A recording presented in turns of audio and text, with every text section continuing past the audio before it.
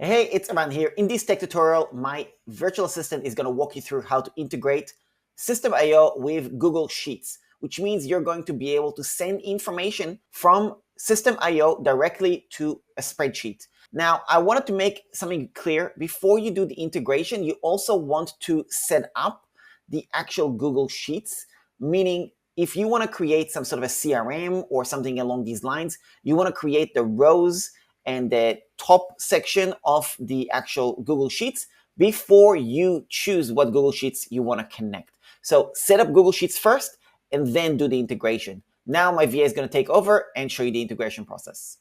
Hi everyone, Rose here. In this tutorial, I'll show you how to integrate Google Sheets directly with your System.io account. So you no longer need to use external tools like Zapier. Everything can be done right from your System.io dashboard. So let's go ahead and get started. To begin, click on your profile picture on the top right corner and go to the Settings section. Scroll down the menu on the left until you find the Google Sheets integration section. Now, click on Integrate your Google account. A pop-up will appear where you need to select the Google account you'd like to integrate with System.io. Choose your Google account and then click on Continue to give permission for Google to share data with System.io.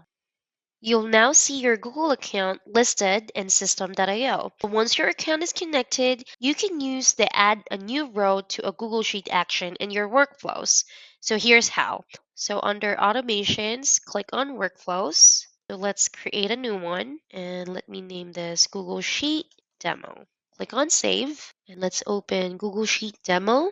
In your workflow, create your trigger first, and then once you have that created, select the action, which is going to be add a new row to a Google Sheet. And choose the Google Drive you want to use if you have multiple integrated accounts. Next, select File. So select the Google Sheet file by clicking on Select. Now choose the specific worksheet from the selected file. In this example, I only have one. Now, map your data fields to the corresponding columns in your Google Sheet. So for example, for the name, we need to match it to first name.